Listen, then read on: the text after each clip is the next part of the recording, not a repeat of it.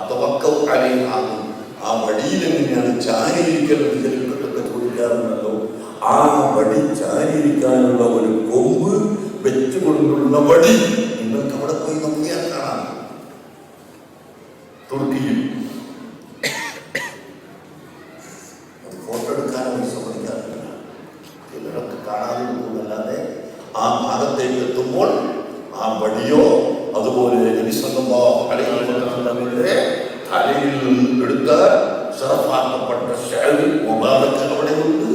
നബി തങ്ങളുടെ താടിയിൽ നിന്നെടുത്ത ഷഅദ് മുബാറക് അവിടെയുണ്ട്.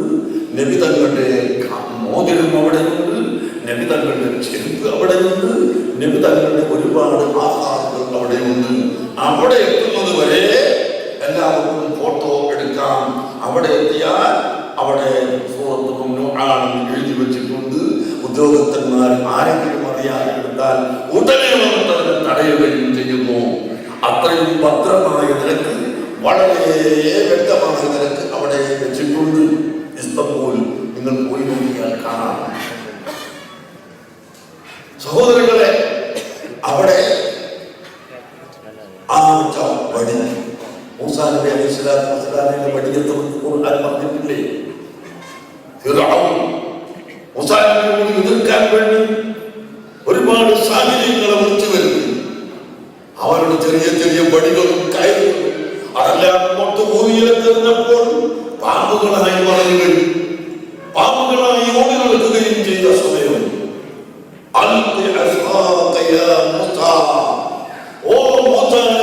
നിങ്ങളെ വടിയിൽ എറിയുക എന്ന് അല്ലാഹുവിന്റെ ആജ്ഞ വന്നപ്പോൾ ആ വടി ഭൂമിയിലേക്ക് എറിയുന്നു.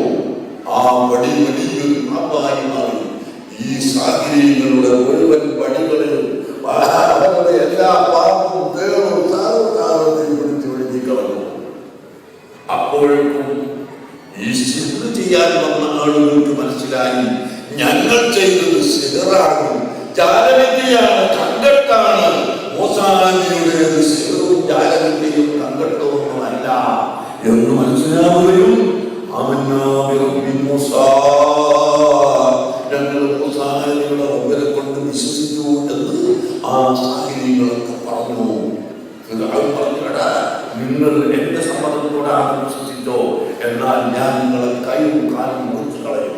ഒരാളുടെ വലത്തെ കൈയും ഇടത്ത് കാലും, അല്ലെങ്കിൽ മറ്റൊരുത്തന്റെ വലത് കാലും ഇടത് കൈ, ഇങ്ങനെ അയാൾക്ക് തീരെ നടക്കാൻ കഴിയില്ല, അതിനെ ഞാൻ മുറിച്ചു കളയും എന്നൊക്കെ പറഞ്ഞു ശിക്ഷിച്ചു. പക്ഷേ ആരും ആ ഭീഷണിക്ക് വഴങ്ങാതെ മൂസാ നബി അലൈഹി സ്വലാത്തു വസ്സലാമിനെ കൊണ്ട് വിശ്വസിച്ച ചരിത്രം പരിശുദ്ധ ഖുർആനിലുണ്ട്. ഇത് അമ്പിയാക്കൾക്ക് കൊടുക്കപ്പെട്ട മുഅ്ജിസത്ത്, അസാധാരണ സംഭവം ധാരാളമുണ്ട്. തങ്ങളുടെ മുഅ്ജിസത്ത് അതിനേക്കാൾ എല്ലാം കവചം വെക്കുന്ന മുഅ്ജിസത്തുകളാണ്. മുഅ്ജിസത്തുകളിൽ ഏറ്റവും വലിയ ഒരു മുഅ്ജിസത്താണ് പരിശുദ്ധ ഖുർആൻ. എന്താണ് പരിശുദ്ധ ഖുർആൻ? ഒരിക്കലും നശിച്ചു പോവുകയില്ല. പരിശുദ്ധ ഖുർആനിന് ഒരിക്കലും ഇല്ലാതെയാക്കാൻ കഴിയില്ല. ഞാൻ നേരത്തെ പറഞ്ഞ തുർക്കിയിൽ തന്നെ 1930കളിൽ വന്ന ഭരണാധികാരി പരിശുദ്ധ ഖുർആനിന്റെ ഒരു കോപ്പി കണ്ടാൽ ആ കോപ്പി കയ്യിൽ പിടിക്കുന്ന മനുഷ്യനെ കൊന്നു കളഞ്ഞിരുന്നു. ലക്ഷക്കണക്കിന് മുസ്ലിംകളെ കഴിക്കുകയും ഖുർആനെ കൊല്ലുകയും പരിശുദ്ധ ഖുർആൻ ഈ ഭൂമുഖത്ത് തന്നെ ഉണ്ടാകാൻ പാടില്ലെന്ന് തീരുമാനിക്കുകയും ചെയ്ത ഭരണാധികാരി ആ നാട്ടിലുണ്ടായിരുന്നു. പ്രിയപ്പെട്ട സഹോദരങ്ങളെ, അന്നും അതിനോട് നേരിട്ടുകൊണ്ട് എതിർത്തുകൊണ്ട് അവിടുത്തെ ഉലമാക്കളും അവിടുത്തെ ഔലിയാക്കളും സാലിഹീങ്ങളും നിന്നതിന്റെ പേരിൽ അവരിൽ പലരെയും കൊല്ലുകയും പലരെയും ജയിലിൽ വെക്കുകയും ചെയ്തിട്ടുണ്ട്. ആ ചരിത്രത്തിലേക്ക് ഞാൻ കടക്കുന്നില്ല. അങ്ങനെയുള്ള ആ നാട്ടിലാണ് പടച്ചറപ്പ് ഇപ്പോൾ ഹിമായത്തുൽ ഖുർആനിന് വേണ്ടി, നശ്റുൽ ഖുർആനിന് വേണ്ടി സമ്മേളനം നടത്തി. ഞങ്ങൾ 2 ദിവസം ഞാനും സുലൈമാൻ ഉസ്താദും ആ സമ്മേളനത്തിൽ പോയി. എന്താണ് അവരുടെ ലക്ഷ്യം? ഖുർആൻ വിപുലീകരിക്കൽ. ഖുർആൻ ലോകത്ത് എല്ലാവർക്കും ലഭ്യമായതിലേക്ക് എത്തിച്ചു കൊടുക്കൽ, ഖുർആനിന്റെ പ്രചരണം, ഖുർആനിന്റെ സംരക്ഷണം, അതിനുവേണ്ടി ലോകത്തിന്റെ എല്ലാ ഭാഗത്തു നിന്നുള്ള അയൽങ്ങളെയും പ്രധാനികളെയും വിളിച്ചു വരുത്തി അവിടെ ഖുർആനിന്റെ സമ്മേളനം. അതുപോലെ ഖുർആൻ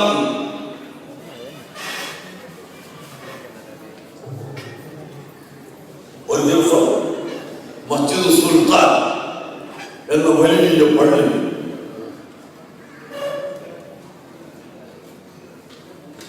25,000-ലധികം ആളുകൾ നിസ്കരിക്കാൻ സൗകര്യമുള്ള വലിയ പള്ളി. ആ പള്ളിയിൽ വലിയൊരു പീഠം വെച്ച് ആ പീഠത്തിന്റെ മുകളിൽ ലോകത്തിൽ നിന്ന് നാനാഭാഗത്തു നിന്നും വന്ന കാര്യങ്ങൾ ഖുർആനും നമ്മുടെ കേരളത്തിൽ നിന്ന് പഠിച്ച മർക്കത്തിന്റെ കോംപ്ലക്സ് പള്ളിയിൽ ഇമാമായ അബ്ദുൽ ഇപ്പോൾ ഇവിടെ അദ്ദേഹം അങ്ങനെ വലിയ വലിയ ആളുകളൊക്കെ ഖുർആനിന്റെ പ്രചാരണം അവിടെയും നടക്കുന്നു. ഞാൻ പറഞ്ഞത് ഖുർആനിന്റെ ഒരു കോപ്പി കയ്യിൽ കണ്ടാൽ കൊന്നുകളയുമെന്ന് പറയുന്ന ഒരവസ്ഥയുണ്ടായിരുന്ന നാട്ടിലും ഇന്ന് ഖുർആൻ നിലനിൽക്കുകയാണ്. അവിടെ ഖുർആൻ അച്ചടിച്ചുകൊണ്ട് ലോകത്ത് മുഴുവനും വെറുതെ അവർ വിതരണം ചെയ്ത് കൊടുക്കുകയാണ്, അവർ പ്രസിദ്ധപ്പെടുത്തുകയാണ്. അത് തന്നെ വളരെ കൂടിയാണ്. സമ്മാനിച്ച നേരത്തെ സമ്മാനിച്ച അതിന്റെ മുമ്പൊരിക്കൽ സമ്മാനിച്ച ഒരു പുസ്തകം, ആ പുസ്തകം ഒന്ന് ഒറ്റൊന്നുണ്ട് അതിന് കൊള്ളണമെങ്കിൽ 25,000 രൂപ കൊടുക്കണം. അങ്ങനത്തെ പുസ്തകം അതിന്റെ കടലാസിന്റെ നന്മയും അതിന്റെ അച്ചടിയുടെ നന്മയും അതിന്റെ സൂക്ഷിപ്പും അതിന്റെ പെട്ടിയും അതിന്റെ സൗകര്യവും അങ്ങനെ ഖുർആൻ അടിച്ച് ലോകത്ത് മുഴുവനും വിതരണം ചെയ്യുന്നു. ഇന്ന് നിങ്ങൾ നോക്ക്, സൗദി അറേബ്യയിലും ലക്ഷോപലക്ഷം പുസ്തകങ്ങൾ അച്ചടിച്ച് വിതരണം ചെയ്യുന്നു. ഇവിടെ ഫൗണ്ടേഷനിൽ നിന്ന് പുസ്തകങ്ങൾ അടിച്ച് വിതരണം ചെയ്യുന്നു. അങ്ങനെ ലോകത്തിന്റെ നാനാ ഭാഗത്തും പുസ്തകങ്ങൾ അടിക്കുന്നു. അതേ സമയത്ത് നിങ്ങൾക്കറിയുമോ, 10 വർഷമായി കുവൈറ്റിലെ ഔഖാഫ് 10 ലക്ഷം പുസ്തകം അച്ചടിച്ചു വിതരണം ചെയ്യാൻ വേണ്ടി അച്ചടിച്ചു. അച്ചടിച്ച് കഴിഞ്ഞിട്ട് അവർക്ക് വിതരണം ചെയ്യല്ല, അച്ചടിച്ചതിന്റെ ശേഷം ഇങ്ങനെ ഇരുന്നിട്ട് ഈ മുസ്തഫിൽ വല്ല തെറ്റും പറ്റിയിട്ടുണ്ടോ എന്ന് നോക്കുകയാണ്. നോക്കി തീർത്തതിന്റെ ശേഷമാണ് ഖുർആൻ പുറത്തിറങ്ങുന്നത്. അപ്പോഴേക്കും അവിടെ പ്രസ്സിൽ ജോലി ചെയ്തിരുന്ന ഒരു യഹൂദി ഖുർആനിന്റെ ഏതാനും ഭാഗങ്ങളിൽ മാറ്റത്തിരുത്തലുകൾ ചെയ്തിരുന്നു. നിങ്ങൾ പോയി അന്വേഷിച്ചു നോക്കൂ. അന്ന് ഡോക്ടർ അഹ്മദ് കുലൈൻ എന്ന ആളാണ് കുവൈറ്റിലെ ഔഖാഫിന്റെ മന്ത്രിയായിരുന്ന ആൾ.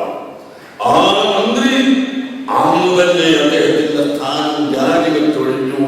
ഈ ഒരു കൃത്രിമം മുസ്ഹഫിൽ ചെയ്യാൻ അവസരം വന്നല്ലോ എന്ന് നിലക്ക്. അങ്ങനെ ആ മുസ്ഹഫിന്റെ ഒരു കോപ്പി പോലും പുറത്തിറക്കാതെ വീണ്ടും പുതിയ പുസ്തകങ്ങൾ അച്ചടിക്കുകയായിരുന്നു. അഹ്മദ് കുലൈൻ മന്ത്രിസ്ഥാനം ഒഴിഞ്ഞു. പിന്നീട് അദ്ദേഹം അമേരിക്കയിൽ പോയി. ഞാൻ ഇത്രയും വ്യക്തമായ തെളിവുകളോടുകൂടി പറയുന്നത്, പരിശുദ്ധ ഖുർആനിൽ നശിപ്പിക്കാൻ, അതിന്റെ ഒരു ഹർഫിന് മാറ്റം വരുത്താൻ, അതിന്റെ ഒരു പുള്ളിക്ക് മാറ്റം വരുത്താൻ ലോകത്താർക്കും സാധ്യമല്ല. സൂറത്തുൽ കഹ്ഫിൽ ഫഅബൗ എന്ന് പറഞ്ഞ സ്ഥലത്ത് അന്താർക്കിയക്കാരാവശ്യപ്പെട്ടു ഫഅബൗ എന്നാക്കി മാറ്റിക്കൂടെ? മൂസാ നബി അലൈഹിസ്സലാമിന്റെയും ഖദർ അലൈഹിസ്സലാമിന്റെയും ചരിത്രത്തിൽ കാണാം, അവർ വിരുന്ന് കൊടുക്കാൻ, ഭക്ഷണം കൊടുക്കാൻ സമ്മതിച്ചില്ല എന്ന് പറഞ്ഞെന്ന് അവിടെ അതിന് ഒരു പുള്ളി താഴെയാണുള്ളത് എങ്കിൽ ആ പുള്ളി ഒന്നെടുത്ത് നേരെ ഇടാൻ ഒരു പുള്ളി കൂടി അവർ കൊടുത്തിട്ട് എന്നാക്കി മാറ്റാൻ ആ നാട്ടുകാരെ എത്ര ശ്രമിച്ചു, സാധിച്ചില്ല, കഴിയുകയില്ല. അങ്ങനെ പരിശുദ്ധ ഖുർആനിന്റെ ഒരു പുള്ളിക്കോ വള്ളിക്കോ വ്യത്യാസമില്ലാതെ, അതിന്റെ നിലക്കും വ്യത്യാസം